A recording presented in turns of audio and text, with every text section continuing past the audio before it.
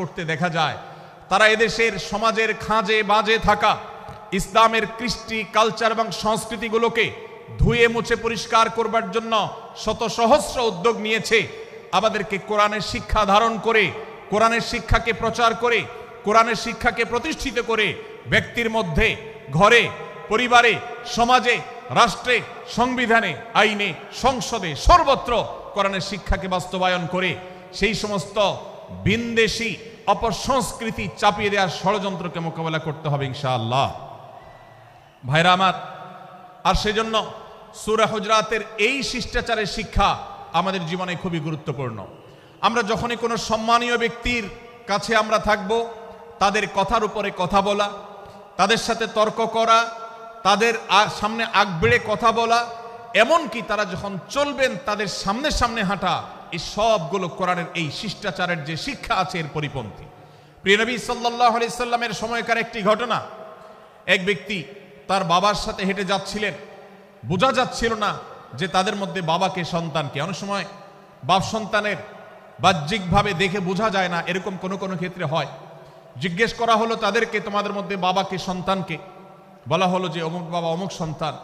তখন নির্দেশনা দেওয়া হলো যে সন্তান তার হাঁটা এবং চলার মধ্য দিয়ে এই বিনয়ের প্রকাশ ঘটাতে হবে, আনুগত্যের প্রকাশ ঘটাতে হবে, সম্মান এবং শ্রদ্ধার প্রদর্শন করতে হবে, যার মধ্য দিয়ে বোঝা যায় যে কে সন্তান আর কে বাবা, এটার জন্য জিজ্ঞেস করতে না হয়।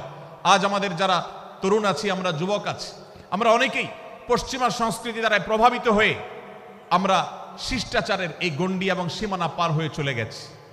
কোরআন আমাদেরকে শিষ্টাচারের শিক্ষা দিচ্ছে যে আমরা সিনিয়রদের সামনে বিনয়ের সাথে আচরণ করব, তাদের সামনে সামনে চলা থেকে বিরত থাকব, যথাসম্ভব তাদেরকে অনুসরণ করার চেষ্টা করব, তাদের সাথে কথা হবে, তাদের আগ বেড়ে কথা হবে না, তাদের কোনো জিজ্ঞাসা থাকলে সেটার উত্তর হবে বিনয়ের সাথে। এই শিষ্টাচারের শিক্ষা আমাদেরকে দেয়া হয়েছে।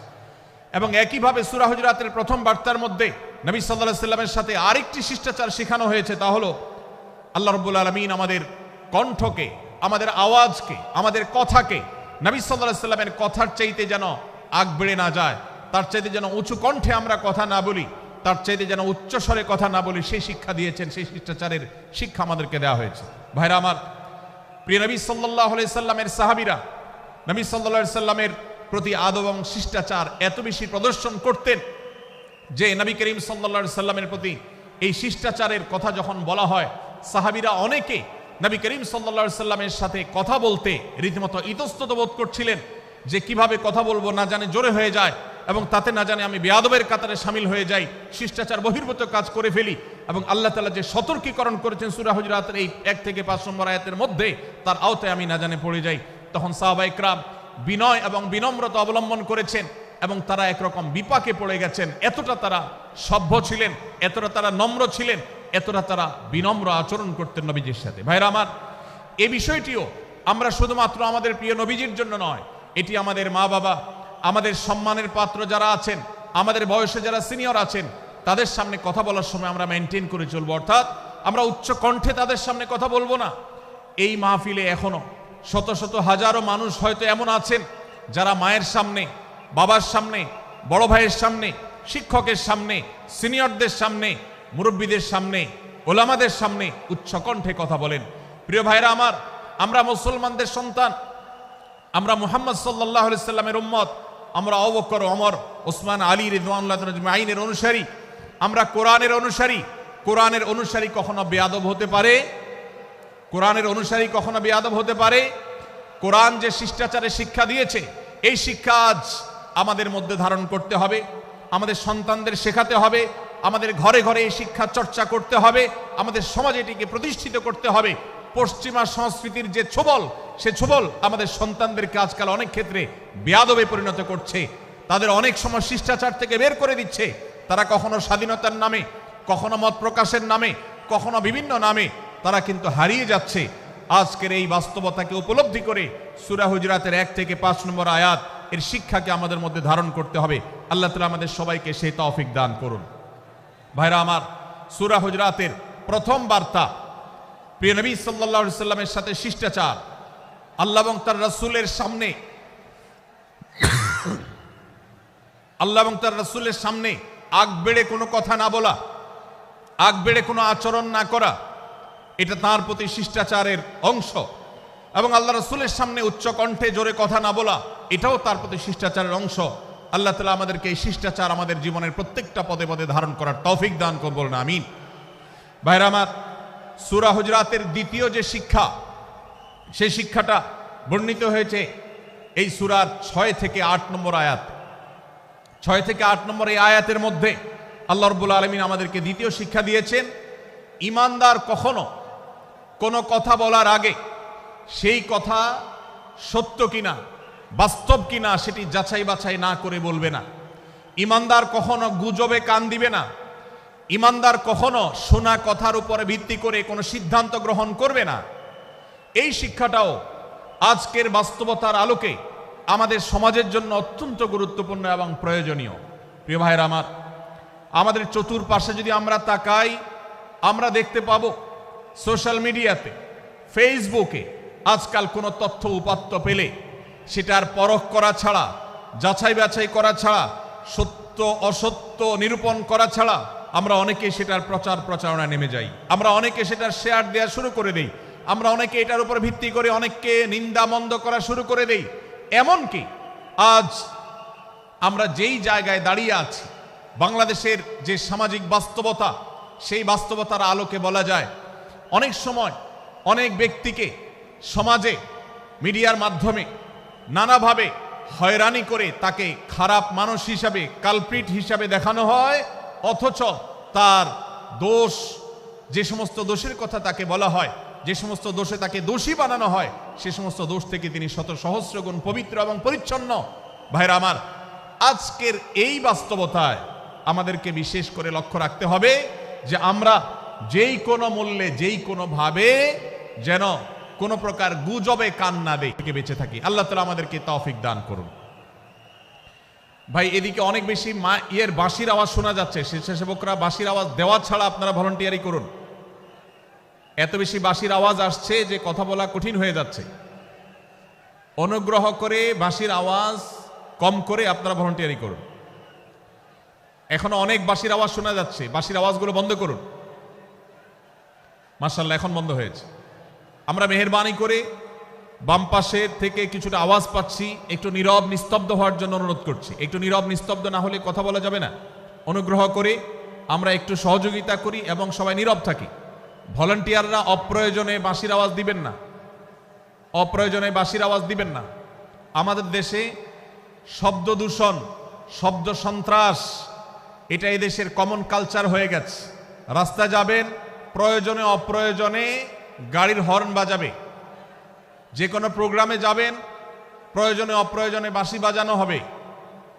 কদিন আগে 31st নাইট গেছে, আপনারা দেখেছেন।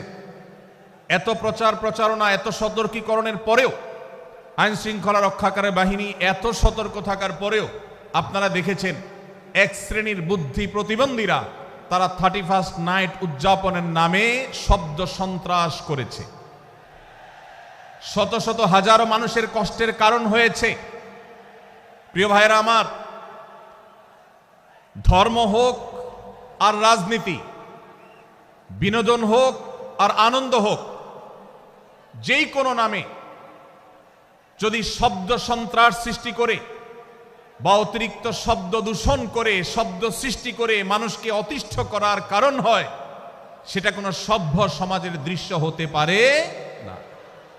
আমরা সেই ইসলামের অনুসারী যে ইসলামে আমাদের প্রিয় নবী সাল্লাল্লাহু আলাইহি ওয়াসাল্লাম মসজিদে নববীতে তার একান্ত পরিবেশের মধ্যে এক সাহাবী জোরে কোরআন তেলাওয়াত করছিলেন। তিনি তাকে বলছিলেন, তুমি কোনো বধির রবকে শোনাচ্ছ না, তোমার রব সবকিছু শুনতে পান, অতএব তুমি তোমার এই উচ্চ কণ্ঠের তেলাওয়াত দিয়ে আশপাশে মানুষের ডিস্টার্বের কারণ হবে না। আমরা সেই ইসলামের অনুসারী, অতএব ওয়াজ মাহফিলের মাধ্যমেও যাতে কোনো মানুষ অতিষ্ঠ না হয়, মাইক ব্যবস্থাপনা সেভাবে করাটা মাহফিল কর্তৃপক্ষের যেমন কর্তব্য, ঠিক একইভাবে রাজনৈতিক সভা সমাবেশের নামে কিংবা বিয়ে বিনোদনের নামে যদি শব্দ সন্ত্রাস করা হয়, শব্দ দূষণ করা হয়, অতিরিক্ত শব্দ এর মাধ্যমে যদি মানুষকে অতিষ্ঠ করা হয়, তাহলে সেটি কখনো কোনো সভ্য সমাজের কাজ হতে পারে না।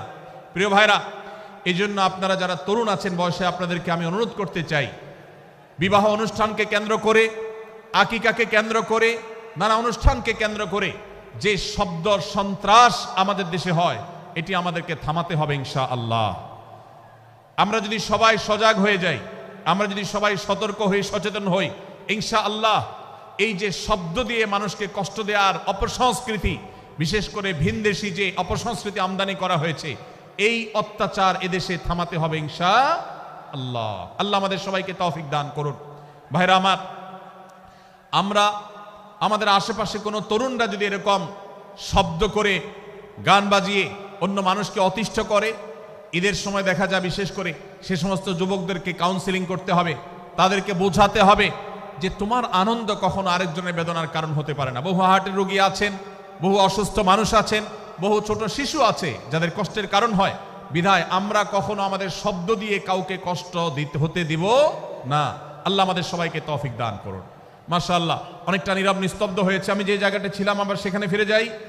সূরা হুজুরাতের দ্বিতীয় শিক্ষার কথা বলছিলাম ভাইরা।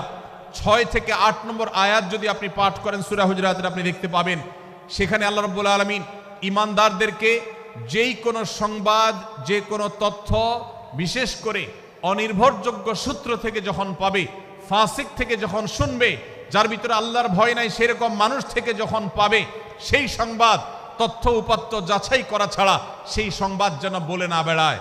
আপনি শহরে যান কিংবা গ্রামে, শিক্ষিত দেখুন কিংবা অশিক্ষিত, সর্বশ্রেণীর মানুষের মধ্যে আজ এই ব্যাধি দেখতে পাবেন চরম আকার ধারণ করেছে। কারোর ব্যাপারে কোনো নেগেটিভ কথা শুনেছেন, কোনো মন্দ কথা শুনেছেন, সে কথার প্রচার প্রচারণা শুরু করে দেন। সেটা কি সঠিক কিনা, সেটা কি সত্য কিনা, সেটা কি যথার্থ কিনা, সেটা কোনো প্রপাগান্ডা কিনা, সেটা কোনো মিথ্যাচার কিনা, সেটা কোনো গুজব কিনা, এটা যাচাই করার প্রয়োজন অনুভব করে না। অথচ আমরা সেই মুহাম্মদ সাল্লাল্লাহু আলাইহি সাল্লামের উম্মত, যে মুহাম্মদ সাল্লাল্লাহু আলাইহি সাল্লাম আমাদেরকে সতর্ক করেছেন, কাফা বিল মারই কাযিবান আন ইউহাদ্দিসা বিকুল্লি মা সামিআ, কোন ব্যক্তি যা শুনে সেটাই যদি বলে বেড়ায়, তথ্য উপাত্ত যাচাই না করে, সেটাকে ভালো করে যাচাই বাছাই না করে, সেটাকে অনুসন্ধান না করে, সত্য সত্য নিরূপণ করবার চেষ্টা না করে, তাহলে সে মিথ্যাবাদী হওয়ার জন্য যথেষ্ট।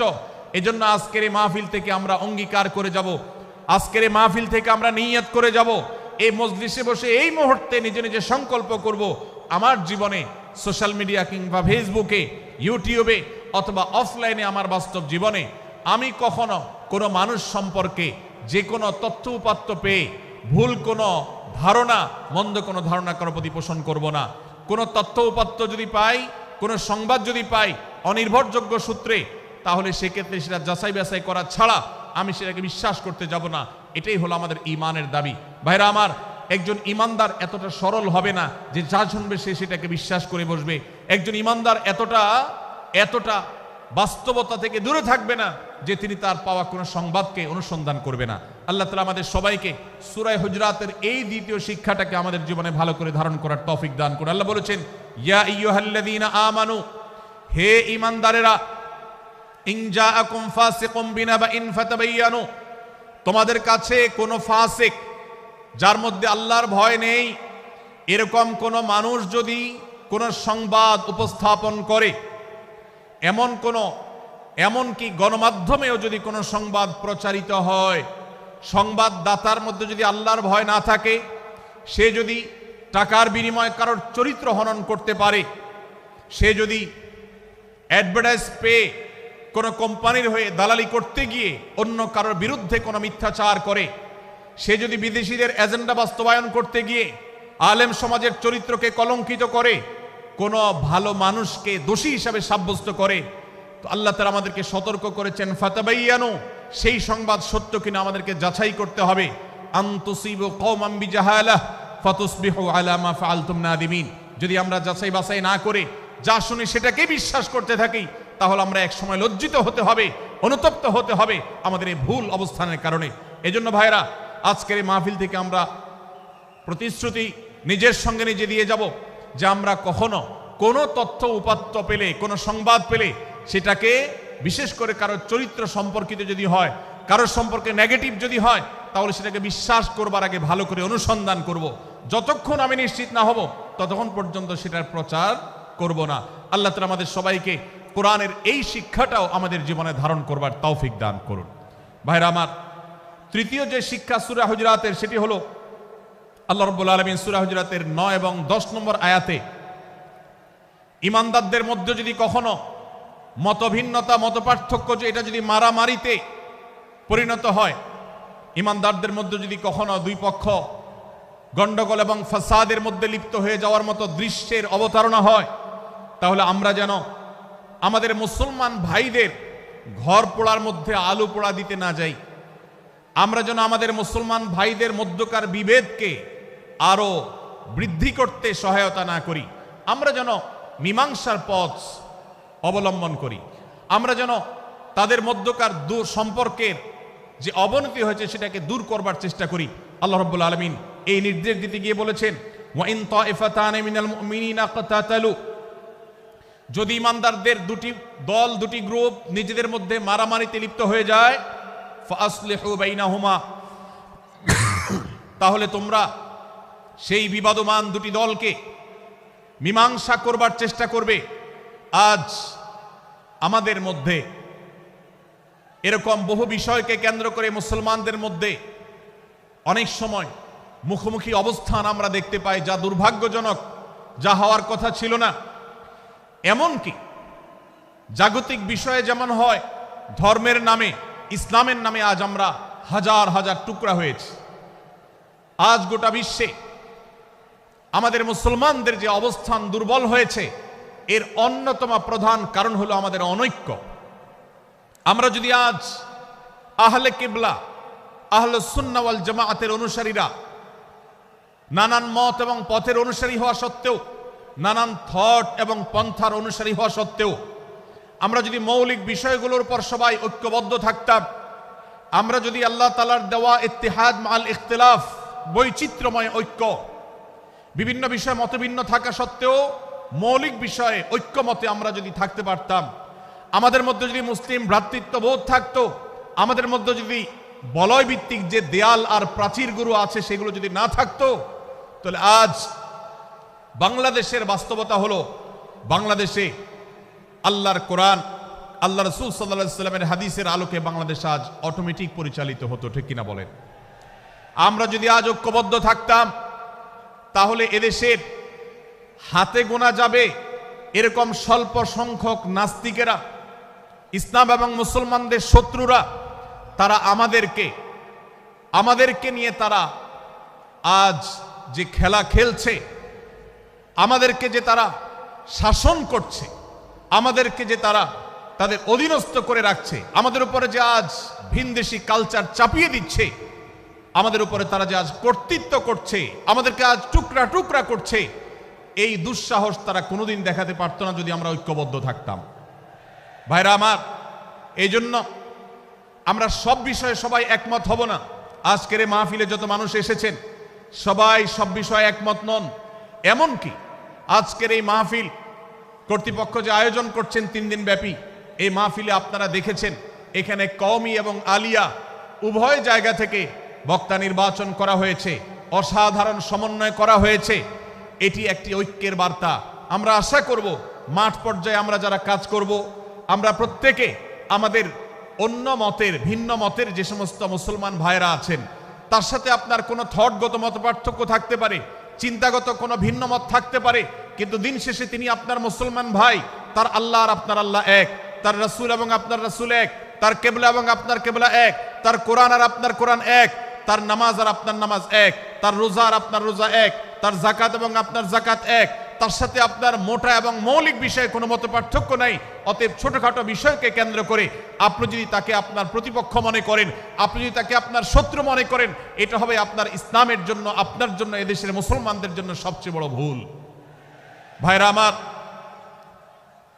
হারদুই হযরত আশরাফ আলী থানভী রহমতুল্লাহ আলাইহির সর্বশেষ খলিফা আবরুল হক সাহেব রহমতুল্লাহ আলাইহি বলতেন, दीन के हर काम करने वालों को रफीक समझो, फरीक न समझो। যারাই আল্লাহর দ্বীনকে বুলন্দ করবার জন্য, যারাই আল্লাহর দ্বীনকে সেবা দেওয়ার জন্য, খেদমত করার জন্য কাজ করছে, তার পদ্ধতি তোমার থেকে ভিন্নতর হতে পারে, তাকে তুমি তোমার বন্ধু মনে করো, সহযাত্রী মনে করো, পথযাত্রী মনে করো, সহযোদ্ধা মনে করো, তোমার প্রতিপক্ষ মনে করবে না।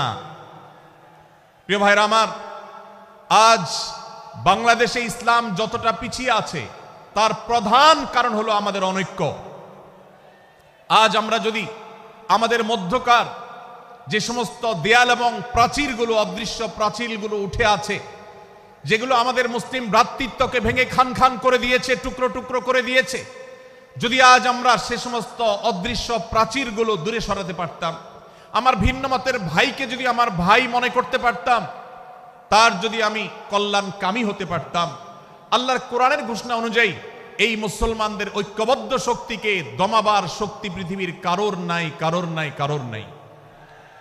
আজ আমার ভাইয়েরা ফিলিস্তিনে মার খাচ্ছে, যদি আজ গোটা বিশ্বের মুসলমানরা আমরা ফিলিস্তিনে মুসলমানদের উদ্ধারের ব্যাপারে ঐক্যবদ্ধ থাকতাম, ফিলিস্তিনে মুসলমানের দিকে চোখ তুলে তাকাবার শক্তি বিশ্বের কোনো কাফেরদের থাকতো না। আজ যদি আমরা আমাদের মুসলমান নির্যাতিত ভাইদের ব্যাপারে সারা বিশ্বের মুসলমানরা ঐক্যবদ্ধ অবস্থান গ্রহণ করতে পারতাম, মুসলমানের দিকে চোখ তুলে তাকাবার শক্তি বিশ্বের কোনো কারোর থাকতো না। ভাইরা আমার, গোটা বিশ্বে ঐক্য প্রতিষ্ঠা করা আপনার আমার মতো সাধারণ মানুষের দ্বারা হয়তো সম্ভবপর হবে না, কিন্তু আমরা যারা মাঠ পর্যায়ে কাজ করছি, আমি আপনাদেরকে করজোড় করে অনুরোধ করতে চাই। আমি জানি আপনার এলাকাতে, আপনার মহল্লাতে আপনার সাথে অন্য মুসলমান ভাইদের অনেক ক্ষেত্রে মতভিন্নতা আছে। সেটা রাজনৈতিক দৃষ্টিভঙ্গির ক্ষেত্রে হতে পারে, সেটা ধর্মীয় থট এবং মানহাজ মাযহাব মাসলাকগতভাবে হতে পারে, সেটা অন্য কোনো ইস্যুভিত্তিক মত পার্থক্য হতে পারে। আল্লাহর জন্য, আল্লাহর ওয়াস্তে, আল্লাহর ওই আয়াতকে মেনে আমল করার চেষ্টা করি আমরা। আল্লাহ বলেছেন, ওয়া'তাসিমু বিহাবলিল্লাহি জামিআন ওয়া লা তাফাররাকু, তোমরা আল্লাহর রশিকে সবাই ঐক্যবদ্ধভাবে আঁকড়ে করে ধরো, ঐক্যবদ্ধভাবে আল্লাহর রশিকে আঁকড়ে ধরো, তোমরা পরস্পর বিচ্ছিন্ন হয়ে যেও না। আমরা অনেক ফরজের কথা শুনেছি, নামাজ রোজা ফরজ আমরা জানি, বাবা মার প্রতি সদ্ব্যবহার করার ফরজের কথা আমরা জানি, আত্মীয়তার সাথে সুসম্পর্ক, আত্মীয়তার বন্ধন রক্ষার কথা আমরা জানি, ফরজ হওয়ার কথা জানি, কিন্তু মুসলমানদের ঐক্যবদ্ধ থাকতে হবে এই ফরজের কথা আমরা অনেকেই জানি না। ভাইরা আমার, মুসলমানদেরকে আল্লাহ রাব্বুল আলামিন ঐক্যবদ্ধ থাকার নির্দেশ দিয়েছেন। এই ঐক্যটা এর মানে এই নয় যে সবাই এক মতের হয়ে যাবে সব বিষয়ে। বিভিন্ন বিষয়ে আমাদের মধ্যে মত পার্থক্য থাকবে, তারপরে আমরা একে অন্যের সহযোদ্ধা হব, সহযাত্রী হব, আমরা একে অন্যের কল্যাণকামী হব, একে অন্যের ভালো চাইব। আমার ভিন্ন মতের মুসলমানের কোনো ক্ষতিতে আমি খুশি হব না, তার ক্ষতিতে আমি কষ্ট পাবো, তার সাফল্যকে আমি এনজয় করব, আনন্দিত হব। এটা যদি করতে না পারি তো আমি কখনো খালেস এবং সাচ্চা মুসলমান হতে পারলাম না। আল্লাহ তাআলা আমাদের অন্তরগুলোকে উদার করে দিন, ব্রড করে দিন, প্রশস্ত করে দিন, বড় করে দিন, উম্মার ঐক্যের প্রয়াসী হওয়ার তৌফিক দান করুন, বলুন আমিন। ভাইরা আমার, আমরা মহল্লায় মহল্লায়, এলাকায় এলাকায়, মসজিদে মসজিদে, আমাদের নিজস্ব বলয়ে, নিজস্ব অঙ্গনে আমরা চেষ্টা করব ভিন্ন ভিন্ন মতের মুসলিম ভাইকেও আমার ভাই হিসাবে আঁকড়ে ধরার, আপন করার। ডক্টর খন্দকার আব্দুল্লাহ জাহাঙ্গীর রাহিমাহুল্লাহ এই অঞ্চলের সন্তান। তিনি বলতেন, বেদাতে লিপ্ত কোনো মুসলমান, তার ব্যাপারেও আমি মনে করি আমার ভাই ভুলের মধ্যে আছেন, তার ব্যাপারে আমার মায়া মমতা কাজ করে, আমি তার কল্যাণকামী, তাকে আমার ভাই মনে করি। ঠিক একইভাবে আমার কোনো মুসলমান ভাইয়ের সাথে যদি আমার ভিন্ন মতের কারণে আমার মনে হয় যে তিনি ভুল পথে আছেন, তারপর তাকে আমি শত্রু ভাববো না, তার অকল্যাণ আমি চাইবো না। আজ বাংলাদেশের বাস্তবতা যদি আমরা তাকাই, দেখতে পারবো ইসলাম এবং মুসলমানদের যত শত্রু আছে, আমরা দেখেছি গত কয়েক যুগ ধরে তাদের নিজেদের মধ্যে হাজারো বিভক্তি, হাজারো মত পার্থক্য থাকা সত্ত্বেও মুসলমানদের শত্রুতা করার ব্যাপারে তারা সবাই ঐক্যবদ্ধ। অথচ আমরা মুসলমানরা আমাদের আল্লাহ, আমাদের রাসূল, আমাদের কোরআন, আমাদের কিবলা, আমাদের সবকিছু এক হওয়া সত্ত্বেও ছোটখাটো বিষয়কে নিয়ে আমরা আমাদের মধ্যকার বিভেদের প্রাচীরগুলোকে দাঁড় করিয়ে রেখেছি, যার কারণে আমরা গোটা বিশ্বে যেমন মার খাচ্ছি, আমাদের এই প্রিয় মাতৃভূমিতেও আমরা সংখ্যায় সবচেয়ে বেশি হয়েও আমরা কালচারালি মাইনরিটি হয়ে আছি, সংস্কৃতিতে আমরা সংখ্যালঘু হয়ে আছি। সব ক্ষেত্রে আমাদেরকে ইগনোর করা হয়। 4 লক্ষ মসজিদের এদেশে 4 লক্ষ ইমাম আছেন, 4 লক্ষ মুয়াজ্জিন আছেন। এই মসজিদগুলো এদেশে এর নেটওয়ার্ক যতটা শক্তিশালী, এদেশের সকল রাজনৈতিক দলগুলোর নেটওয়ার্ককে যদি একত্র করা হয়, মসজিদগুলোর মতো এতটা শক্তিশালী নেটওয়ার্ক এদেশের সমাজে নাই, কিন্তু ওলামা একরামকে ইগনোর করা হয়, মুসলমানদের ইগনোর করা হয়। এদেশের আইনে কোরআন এবং সুন্নাহ এদেশের মুসলমানদের ধ্যান ধারণাকে কখনো বিবেচনায় আনা হয় না। এই যে মুসলমানদের আজ দুরবস্থা, এর অন্যতম প্রধান কারণ হলো আমাদের হাজার হাজার ভাগে বিভক্তি। এই বিভক্তির দেয়ালগুলোকে তুলতে হবে কি হবে না? যদি হয় তাহলে আপনি নিজে থেকে শুরু করে দিন। আপনি যেই মতই লালন করেন না কেন, আপনার ভিন্ন মতের মুসলমানকে আপনি ভাই মনে করবেন, তার সাথে বুক মিলাতে আপনার কষ্ট হবে না, তার সাথে বসতে আপনার অসুবিধা হবে না। ভিন্ন মতের আলেম, এক মতের আলেম আরেক মতের আলেমের সাথে বসতে অসুবিধা হবে না। এক মতের অনুসারী আরেক মতের অনুসারীকে ভাই বলতে অসুবিধা হবে না। আমরা সোশ্যাল মিডিয়াতে নিজেদের মধ্যে কামড়াকামড়ি করব না, নিজেদের মধ্যে আমরা ঝগড়া বিবাদ করব না। এবং যদি কেউ বিবাদে লিপ্ত হয়, সূরা হুজরাতের 9 এবং 10 নম্বর আয়াতের শিক্ষা বলছে, মুসলমানদের মধ্যে দুটি দল যদি মারামারিতে লিপ্ত হয়, তুমি সেখানে গিয়ে খোঁচাখুচি করে মারামারি বানানোর তো প্রশ্নই ওঠে না। বরং আল্লাহ বলছেন যে ফাসলিহু বাইনাহুমা, তাদের উভয়ের মধ্যে মীমাংসা করবার জন্য তুমি উদ্যোক্তা হও, তুমি উদ্যোগী হও। ভাইরা আমার, আমরা অনেকেই হয়তো জেনে থাকবো মিথ্যা এটা আল্লাহর জমিনের সবচেয়ে বড় জঘন্য অপরাধগুলোর মধ্যে থেকে একটি। একজন মুসলমান কোন অবস্থাতে মিথ্যা বলতে পারে না, কিন্তু কোন মুসলমান যদি অন্য মুসলমানের সাথে কখনো বিবাদ বিতণ্ডায় লিপ্ত হয়ে যায়, দুজন মুসলমান বা দুটি বলয়, দুটি পক্ষ, দুটি গোষ্ঠী মুসলমানদের, তাদের মধ্যে যদি কোনো বিষয় যদি ভুল বুঝাবুঝি তৈরি হয়, ভিন্ন মত সৃষ্টি হয়, একে অন্যের সাথে শত্রু ভাবাপন্ন হয়ে যায়, তাহলে তাদের দুইজনের মধ্যে বা দুই পক্ষের মধ্যে মীমাংসা করবার জন্য কেউ যদি মিথ্যা কথাও বলে, অর্থাৎ আপনি এক পক্ষের কাছে গিয়ে বললেন, ভাই আপনি যাকে এত খারাপ মনে করছেন, যার ব্যাপারে আপনি এতটা রাগান্বিত হয়ে আছেন, আমি তো জানি তিনি আপনার ব্যাপারে অনেক সফট চিন্তা রাখেন, আপনার ব্যাপারে অনেক ইতিবাচক ভাবনা রাখেন, আপনার ব্যাপারে অনেক সুধারণা পোষণ করেন। আপনি যদি একজন মুসলমানের কাছে গিয়ে, এক পক্ষের কাছে গিয়ে যদি এই কথাটা বলেন, বাস্তবে তিনি যদি এটা নাও বলেন, তারপরেও আপনি যদি এই মিথ্যা কথা বলেন, এই মিথ্যা এটা শুধু জায়েজ নয়, বরং এই মিথ্যাটা এর মাধ্যমে আপনি যে তাদের পরস্পরের সম্পর্ককে ভালো করার চেষ্টা করেছেন, এর মাধ্যমে আপনি আল্লাহর কাছে নেকি এবং সওয়াব পাবেন ইনশাআল্লাহ। ভাইরা আমার, তাহলে দুজন মুসলমান, দুটি পক্ষ, দুটি দল, দুটি বলয়, দুটি গোষ্ঠী যদি কখনো ভিন্ন মত তাদের মধ্যে তৈরি হয়, সেটা যদি মারামারিতে গিয়ে পৌঁছায়, সেটা যদি বিবাদ বিতণ্ডা পর্যন্ত গিয়ে পৌঁছায়, আমাদের কাজ হবে মধ্যে থেকে সেটাকে মীমাংসার মাধ্যমে দূরত্বকে কমানোর। আমরা কখনো দূরত্ব বাড়াবো না, পারলে দূরত্ব কমাবো। ডক্টর খন্দকার আব্দুল্লাহ জাহাঙ্গীর রহমতুল্লাহ একটা কথা বলতেন, মুসলমানদের বাড়িতে যে আগুন লেগেছে, বিভেদের আগুন, মতবিরোধের আগুন, মত পার্থক্য, এটা মতবিরোধে যে পৌঁছে গেছে, এ আগুন তিনি বলতেন, আমি নিভাবার মতো শক্তি আমার নাই, এত পাওয়ার নাই যে বহুদা বিভক্ত মুসলমানদেরকে আমি ঐক্যবদ্ধ করে ফেলবো, এত শক্তি আমার হাতে নেই। কিন্তু একটা শক্তি আমার কাছে আছে ভাই, সেটা হলো যে বিবাদমান মুসলমানদের মধ্যে বিবাদ যেন আর না বাড়ে, বিবাদের যে আগুন লেগেছে সে আগুনে যেন আর ঘি ঢালা না হয়, কেরোসিন ঢালা না হয়, সেজন্য আমি ভূমিকা রাখতে পারি।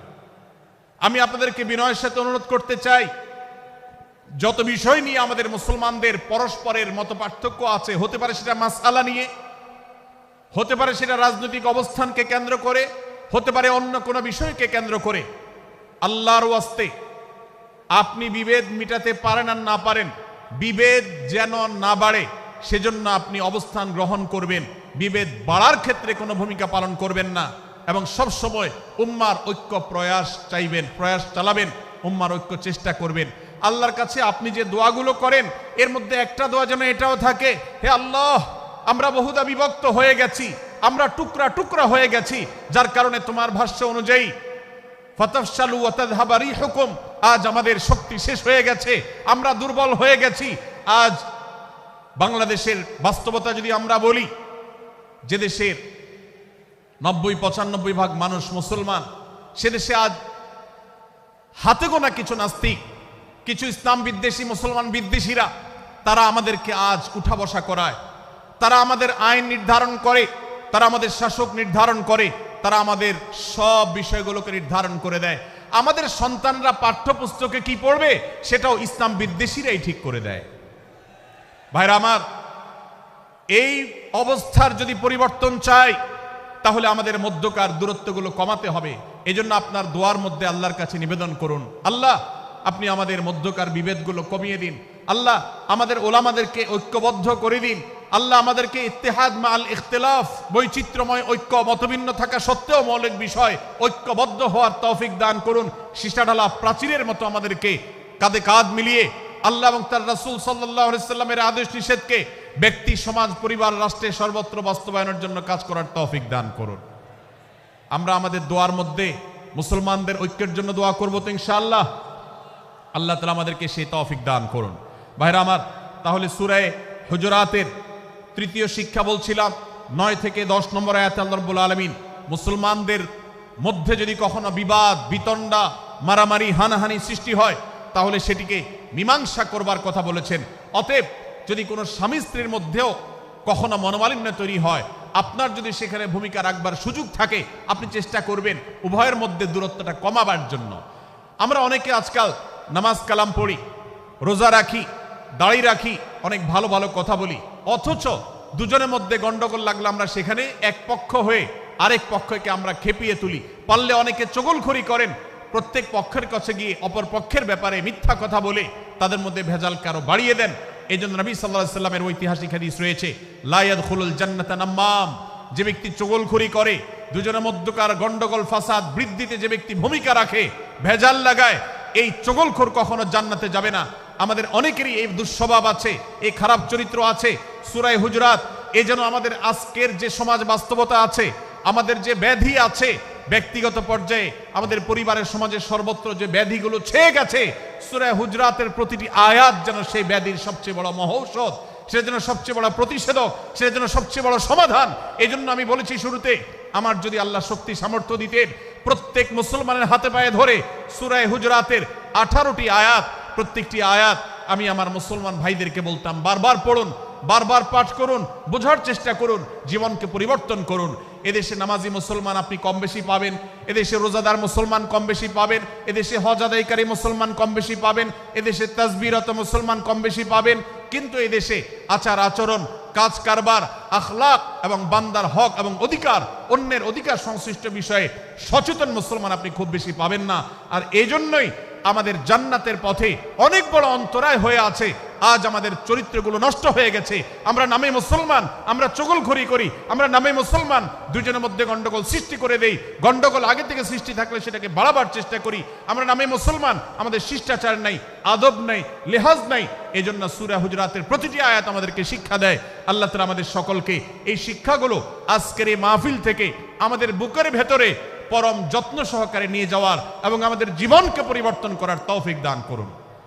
ভাইরা আমার, তৃতীয় এই শিক্ষাটি শেষ করে আমি বলতে চাচ্ছি, চতুর্থ আয়াতে আল্লাহ রাব্বুল আলামিন আমাদেরকে বলেছেন, আমরা যেন কেউ কাউকে নিয়ে বিদ্রূপ না করি, ব্যঙ্গ না করি, কেউ কাউকে যেন বাজে নামে না ডাকি, কেউ যেন কাউকে খোঁচাখুচি না করি, কেউ যেন কারোর নাম বিকৃত করে তাকে না ডাকি।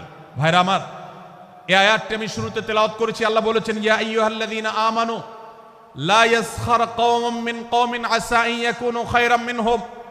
হে ঈমানদারেরা, হে মুসলমানেরা, তোমাদের কেউ যেন অন্য কারোর নাম ধরে অন্য কাউকে ব্যঙ্গ, বিদ্রূপ, ঠাট্টা না করে। আমরা একে অন্যকে নিয়ে ঠাট্টা করি কি করি না? বিদ্রূপ করার রোগ আমাদের মধ্যে আছে না নাই? ভাইরা আমার, জাগতিক বিষয় তো আছেই, এমনকি দুর্ভাগ্যজনক বাস্তবতা হলো ধর্মের নামে, ইসলামের নামে একদল মুসলমান অপর দল মুসলমানকে নিয়ে হাসি, ব্যঙ্গ, বিদ্রূপ, রাসাহাসি এবং নাম বিকৃত করা এবং খোঁচাখুচি করা, এই কাজগুলো আমাদের মধ্যে আছে না নাই?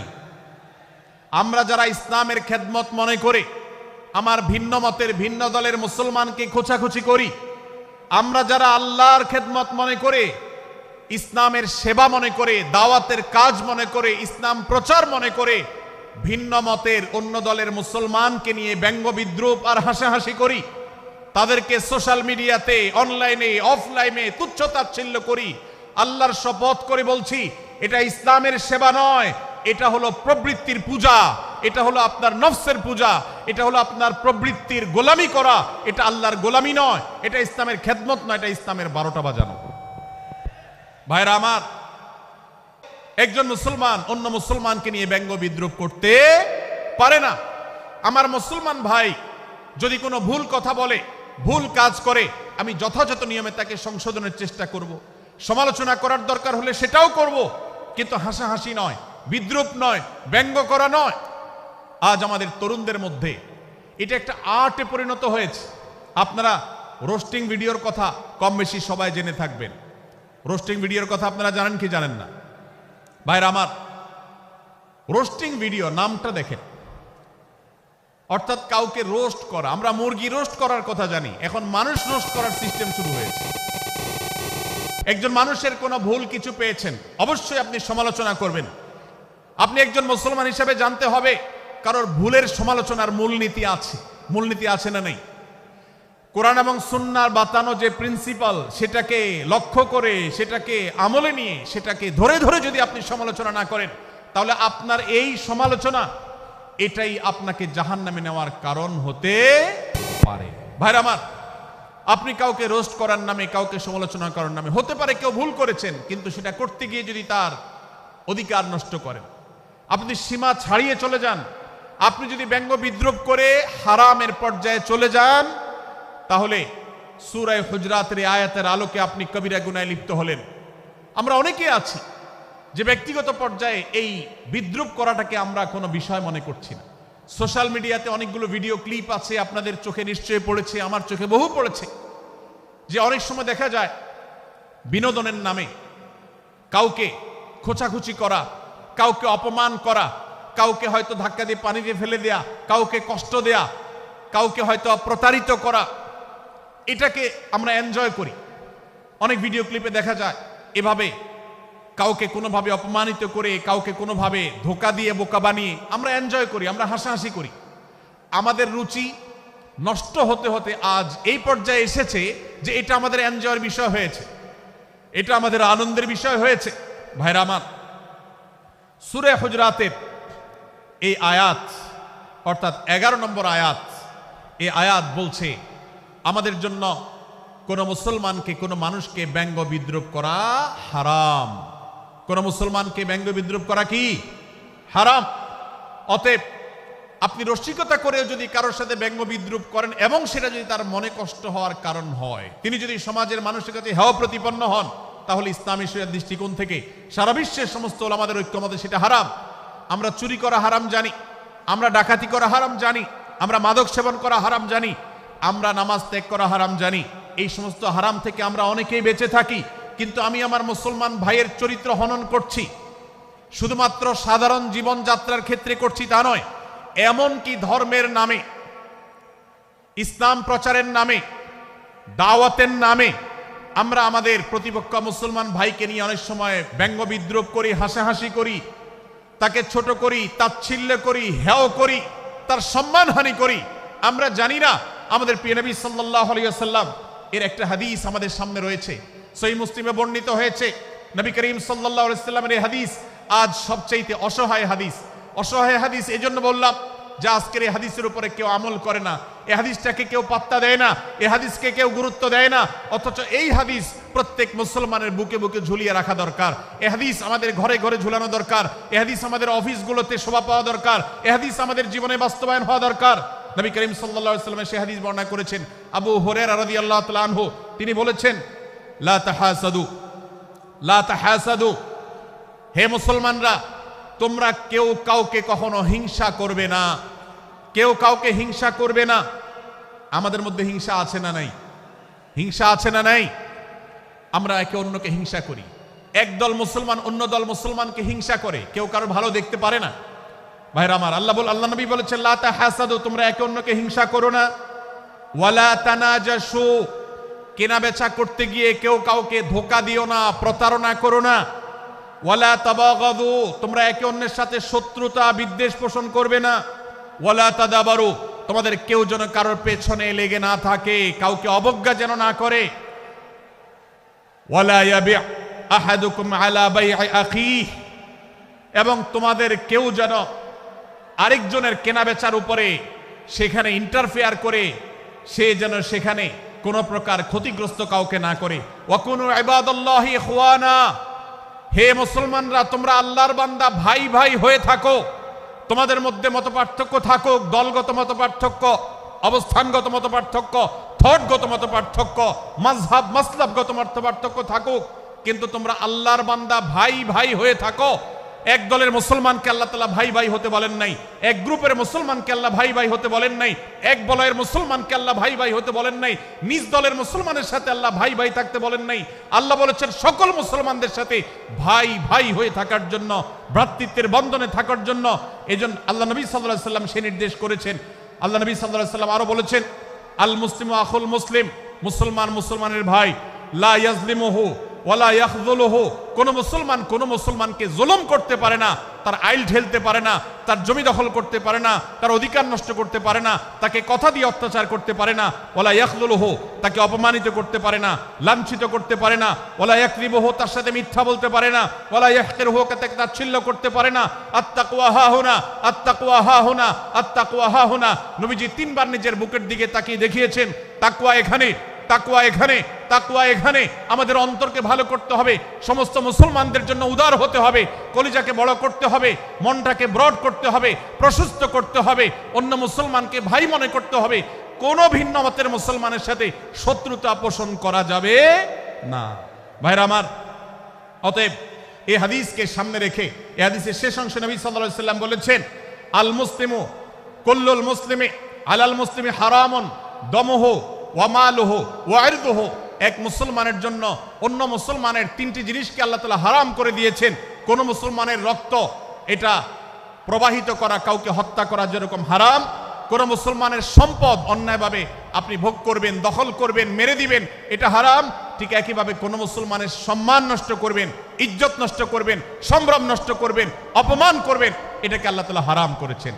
আল্লাহ তাআলা আমাদের সবাইকে অন্য মুসলমানদের ব্যাপারে এরকম দায়িত্বশীল ভূমিকা রাখার তৌফিক দান করুন, বলুন আমিন। ভাইরা আমার, সূরা হুজরাতের 4 নম্বর আয়াতের এই শিক্ষাকে ধারণ করে আমরা কারোর প্রতি ব্যঙ্গাত্মক আচরণ করব না। অনেক মুসলমান আছেন অন্য মুসলমানদের নাম ধরে ধরে বিদ্রুপ ব্যঙ্গ করেন, নাম বিকৃত করেন। অনেক সময় আমরা রসিকতা করেও আমাদের অনেকের নাম বিকৃত করি। আল্লাহ সুবহানাহু ওয়া তাআলা এটাকে হারাম করেছেন। এমনকি নবী সাল্লাল্লাহু আলাইহি ওয়াসাল্লাম বলেছেন, লা তাকুল লিকাসিরিন ইয়া কাসিরু, কোন খাটো বা বেটে মানুষকে হে বেটে, হে খাটো এরকম বলে ডেকো না। নবী সাল্লাল্লাহু আলাইহি ওয়াসাল্লাম বলেছেন, এভাবে ডাকলে তিনি অপমানিত হন। আল্লাহ তাকে এভাবে সৃষ্টি করেছেন। আমরা অনেক সময় দেখা যায় একে অন্যকে খোঁচা মারতে গিয়ে তার গায়ের রং কালো হলে, তিনি দেখতে আকারে ছোট হলে তাকে আমরা ব্যঙ্গ করি, বিদ্রুপ করি, তাকে আমরা তাচ্ছিল্য করি, তাকে আমরা অপমান করি, তাকে আমরা অপদস্থ করি। ভাইরা আমার, এটা আমাদের জন্য হারাম। আমি আবারও বলছি, চুরি হারাম আমরা জানি, ডাকাতি হারাম আমরা জানি, আমরা অন্যান্য হারামের কথা জানি, কিন্তু এই যে এক মুসলমান অন্য মুসলমানের অধিকার নষ্ট করা হারাম, এটা আমরা জানি না। এক মুসলমান অন্য মুসলমানের নাম বিকৃত করা হারাম, এটা আমরা জানি না। এই ব্যাপারেও আমরা দেখেছি যা আমরা যারা ইসলামের দাওয়াতের কথা বলি, কোরআন হাদিসের কথা বলি, তারাও দেখা যায় সোশ্যাল মিডিয়াতে, ফেসবুকে একদল মুসলমান অন্য দলে মুসলমানদেরকে নানা বাজে উক্তি দিয়ে ডাকাডাকি করে, বিকৃত নামে ডাকে, বিকৃত উপাধি দেয়, খারাপ কথা বলে, অমুকের দালাল তমুকের দালাল ইত্যাদি ধারণা করে কথা বলে। এই কাজগুলো হারাম, এগুলো আমরা কখনো করব না। 5 নম্বর যে শিক্ষা আছে সূরা হুজুরাতে, সেটা হলো 12 নম্বর আয়াতে আল্লাহ রাব্বুল আলামিন এখানে কুধারণা করাকে হারাম করেছেন, মন্দ ধারণা করতে আল্লাহ তাআলা নিষেধ করেছেন, এবং গীবত করতে, পেছনে লাগতে নিষেধ করেছেন। ভাইরা আমার, এই একটি আয়াত অর্থাৎ সূরা হুজুরাতের 12 নম্বর আয়াত, এই আয়াতটির শিক্ষা ধারণ করে যদি আমরা আমাদেরকে শুধরাতে পারি, সংশোধন করতে পারি, তাহলে ইসলামের মেইন যে কাজগুলো আছে, ঈমানকে বিশুদ্ধ করা এবং শিরকমুক্ত ঈমান আনা, 5 ওয়াক্ত নামাজ পড়ার পর, বান্দার হক আদায়ের পর, এই আয়াতটির পর আমল করলে আপনার জান্নাতে যাওয়ার সবচেয়ে বড় বাধা দূর হয়ে যাবে ইনশাআল্লাহ। ভাইরা আমার, যে আয়াতে আল্লাহ তাআলা আমাদেরকে কারো প্রতি মন্দ ধারণা করতে নিষেধ করেছেন, গীবত করতে নিষেধ করেছেন, কারো পেছনে লাগালাই করতে নিষেধ করেছেন, সেই আয়াতে আল্লাহ রাব্বুল আলামিন বলেছেন, ইয়া আইয়ুহাল্লাযীনা আমানু ইজতানিবু কাসীরাম মিনায-যন্ন, হে ঈমানদারেরা, হে মুসলমানরা, তোমরা কারোর প্রতি ধারণা, মন্দ ধারণা তোমরা করো না, এটা থেকে বিরত থাকো। অনেক ধারণা অর্থাৎ মন্দ ধারণা, এটা গুনাহ, এটা থেকে বিরত থাকো। ইন্না বা'দায-যন্নি ইসম, কারণ কিছু কিছু ধারণা অর্থাৎ যেগুলো মানুষের সম্পর্কে কোনো তথ্য উপাত্ত ছাড়া নিছক ধারণা প্রসূত মন্দ ধারণা করা হয়, সেগুলো গুনাহের কারণ, সেগুলো অপরাধের কারণ, সেগুলো কবিরা গুনাহ, সেগুলো পাপাচার, সেগুলো আল্লাহর অসন্তুষ্টির কারণ, সেগুলো আল্লাহর অবাধ্যতার কারণ। এজন্য ভাই কারোর প্রতি মন্দ ধারণা করা যাবে না। এক্ষেত্রে আমি জানি আমাদের ব্যক্তিগত পর্যায়ে কারোর ব্যাপারে কোনো কিছু কথা উঠেছে অথবা সামান্য একটু সন্দেহ তৈরি হয়েছে, আমরা তার চরিত্র নিয়ে টানাটানি করি। আমরা জানি না একজন মুসলমানের চরিত্রের মূল্য কত বড়। আমার কাছে সুস্পষ্ট প্রমাণ আসার আগ পর্যন্ত কোনো মুসলমানের চরিত্র নিয়ে আমার ব্লেম করবার কোনো অধিকার আমার নাই। এই জন্য একজন মুসলমান কখনো কারো প্রতি কুধারণা করবে না, মন্দ ধারণা পোষণ করবে না, খারাপ ধারণা পোষণ করবে না। আল্লাহ তাআলা আমাদেরকে এবং মুসলমানের সম্পর্কে খারাপ ধারণা করা থেকে বেঁচে থাকার তৌফিক দান করুন। ভাইরা আমার, কিছুটা বিশৃঙ্খলা দেখা যাচ্ছে। আমরা আপনাদেরকে বিনীতভাবে অনুরোধ করতে চাই, অনুগ্রহ করে সবাই বসে পড়ুন। যারা দাঁড়িয়ে আছেন তারা একটু বসে পড়ুন, সবাই যার যার দায়িত্বে বসে যান। আপনি আরেকজনের চিন্তা না করে আপনি একটু বসে যান। ভলান্টিয়ার ভাইরা প্যান্ডেলের ভেতরে পেছনে কি হচ্ছে আপনারা একটু দেখুন। ডান পাশে যে সমস্ত ভাইরা আছেন, ভাইরা আপনারা আমার কথা শুনুন। ডান পাশে আমার প্যান্ডেলের ডান পাশে যারা আছেন, আপনাদেরকে আমরা অনুরোধ করছি, ওয়াজ মাহফিলের মঞ্চে, তাফসীর কোরআন মাহফিলের প্যান্ডেলে এসে আমরা যদি বিবাদ বিতণ্ডায় লিপ্ত হই, আমরা সে বিষয়ে আলোচনা করছি, আল্লাহর ওয়াস্তে আমরা বিবাদ বিতণ্ডা বন্ধ করি। আপনারা একটু শান্ত হন, আল্লাহর জন্য একটু সবর করেন। ভাইরা আমার, এদিকে যে কিছুটা বিশৃঙ্খলা দেখা যাচ্ছে, আপনাদেরকে আমরা অনুরোধ করছি আপনারা একটু বিশৃঙ্খলা বন্ধ করুন। ভাইরা এখানে যারা দাঁড়িয়ে আছেন সবাই বসে যান, সবাই বসে যান, সবাই বসে যান। যশোরের মানুষের দুর্নাম হোক, আপনারা কি চান? আপনারা কি চান যশোরের মানুষের দুর্নাম হোক? তাহলে আশপাশে ভাইরা ওনাদেরকে সবাইকে বসায় দেন, বসায় দেন, কাউকে দাঁড়ায় থাকতে দিবেন না। ভাই সবাই বসেন, সবাই বসে যান। এখানে যারা দাঁড়িয়ে আছেন সবাই বসেন, অনুগ্রহ করে সবাই ধৈর্য ধারণ করেন এবং বসেন। আজকের এই মাহফিল সুন্দরভাবে শেষ হোক। আপনারা কি চান কি চান না? ভাই আপনারা কি চান কি চান না? যদি আপনারা চান, অনুগ্রহ করে আমার ডান পাশে যারা বিশৃঙ্খলা করছেন তারা বসে যান। আপনাদেরকে আমরা অনুরোধ করছি এখান থেকে বসে যান। আপনারা কি ডক্টর মিজানুর রহমান আজহারী সাহেবের আলোচনা শুনতে চান কি চান না?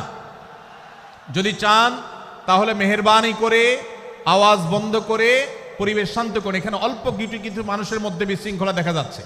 কোনো কারণে এত বড় মাহফিল, এত মানুষের, লাখো লাখো মানুষের সমাগম, এখানে কোনো কারণে ঝামেলা হতেই পারে, কিন্তু আমরা অনুগ্রহ করে ধৈর্য ধারণ করি। ধৈর্য কোথায়? সবাই বসে যায়,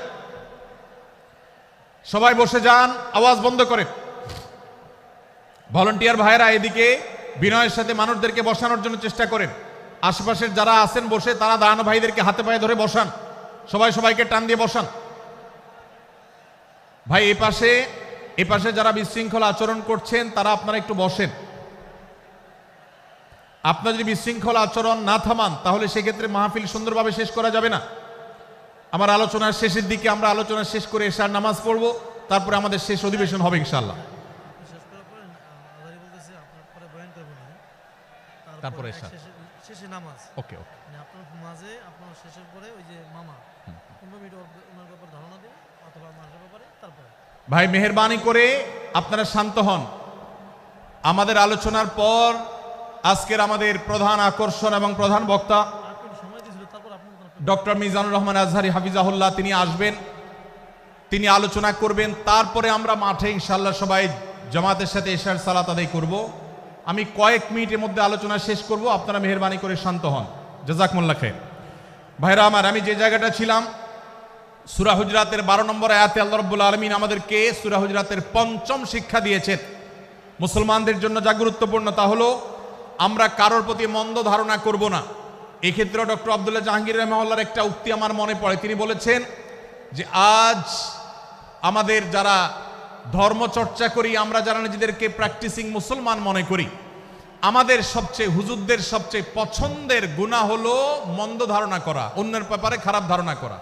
অমুক অমুকের দালাল, তমুক তমুকের দালাল, কোনো তথ্য উপাত্ত ভিত্তি প্রমাণ ছাড়া নিছক ধারণার উপর ভিত্তি করে অন্য মুসলমান ভাইকে আমি এরকম নানা তকমা দিয়ে আমরা কবিরা গুনাহে লিপ্ত হচ্ছি। আমরা এই বদ ধারণা করা, মন্দ ধারণা করা যে কবিরা গুনাহ অনেকে জানি না। অনেকের পেছনে লাগছি, অনেকের ওয়াজ শুনছি দোষ বাইর করার জন্য, স্ট্যাটাস পড়ছি ভুল বাইর করার জন্য। এই যে মানুষের পেছনে লাগা, এটা আল্লাহ তাআলা নিষেধ করেছেন, ওয়ালা তাজাসসু, তোমরা কেউ কারোর ছিদ্র অন্বেষণ করার দোষ আবিষ্কার করার চেষ্টা করবে না, এবং ওয়ালা ইয়াগতাব বা'দুকুম বা'দা, কেউ কারোর গীবত শিকায়েত করবে না। এই আয়াতে আমাদেরকে কেউ কারোর পেছনে পরনিন্দা করতে নিষেধ করেছেন। ইসলাম বলে আমরা মানুষের সামনে মানুষের ভুলের কথাগুলো বলবো বিনয়ের সাথে, যাতে তিনি সংশোধিত হন, আর তার পেছনে প্রশংসা করব। আমরা করি উল্টা, আমরা মানুষের সামনে এসে মানুষের প্রশংসা করি আর তার পেছনে গিয়ে তার দুর্নাম করি। ইসলামকে যদি আমরা মানতাম সমাজটা সুন্দর হয়ে যেত। আমরা যদি সামনে কারোর দোষ বলতাম তাহলে তিনি সংশোধিত হতেন, আর পেছনে যদি গুণ বলতাম তাহলে তিনি ভালো সেখান থেকে শিক্ষা গ্রহণ করতেন। সূরা হুজরাতের 6 নম্বর শিক্ষা 13 নম্বর আয়াতে আল্লাহ তাআলা বলেছেন যে আমাদের সবার গোড়া কোত্থেকে এসেছে, আমাদের গর্বের কোনো বাহ্যিক কারণ নাই তাকওয়া ছাড়া।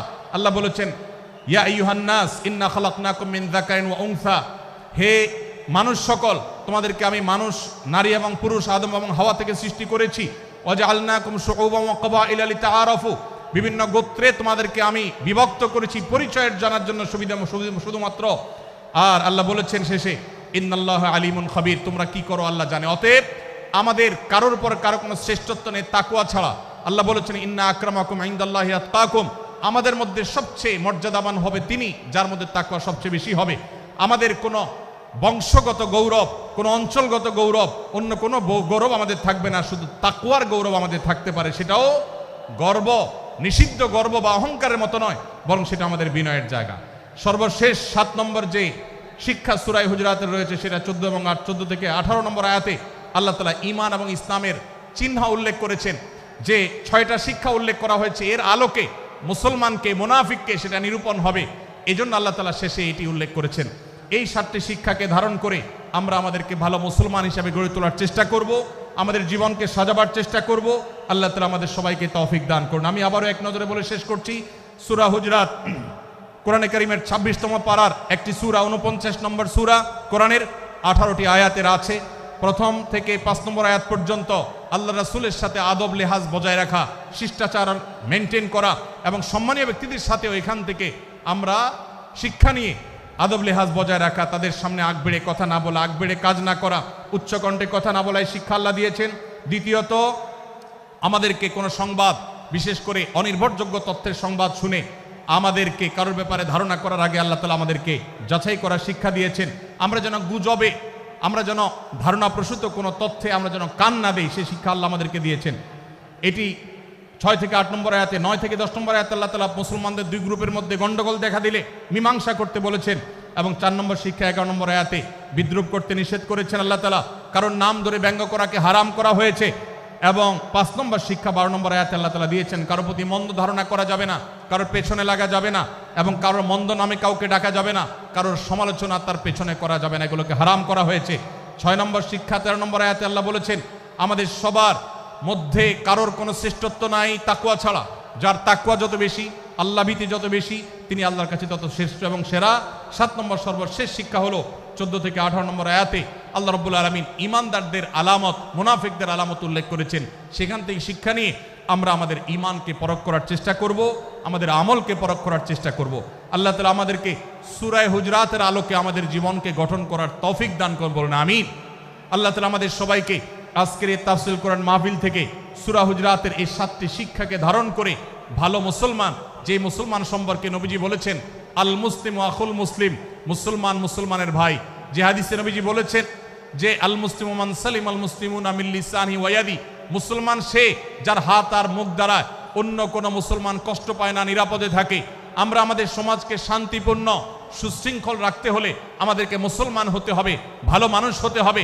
আমাদের হাত মুখ দ্বারা কেউ কষ্ট পাবে না, কারোর হক নষ্ট করব না, কারোর অধিকার নষ্ট করব না, কারোর কষ্টের কারণ হবে না, কাউকে আঘাত করব না, কাউকে গালি দিব না, কারোর কোনো প্রকার অধিকার খর্ব করব না, জুলুম করব না।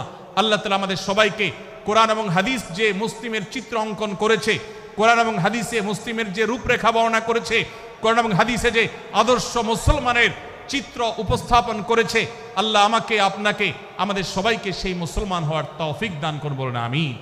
ভাইরা আমার, আমরা মুসলমানরা যদি কোরআন হাদিসের আলোকের সে আদর্শ মুসলমান হতে পারি, বিশ্বের মানচিত্র পরিবর্তন হতে সময় লাগবে না, বাংলাদেশের পরিস্থিতি পরিবর্তন হতে সময় লাগবে না। তবে সব কিছুর আগে আমাদেরকে বদলাতে হবে, আমাদেরকে মুসলমান হতে হবে, কোরআন এবং হাদিসের বাস্তব অনুসারী হতে হবে। প্রকৃত কোরআন হাদিসের অনুসারী হতে পারলেই ইনশাআল্লাহ ইসলামের জয় হবে। কোরআন হাদিসের বিজয় হবে, মুসলমানদের বিজয় হবে, মুসলমানদের দুর্দিনের পরিবর্তন আসবে। আমরা বিশ্ববাসীকে দেখাতে পারবো আমরা সবচেয়ে আদর্শবাদী, আমরা বিশ্বের মানবতার সবচেয়ে বড় আমরা অনুসারী এবং মানবতাকে সবচেয়ে বেশি প্রতিষ্ঠাকারী।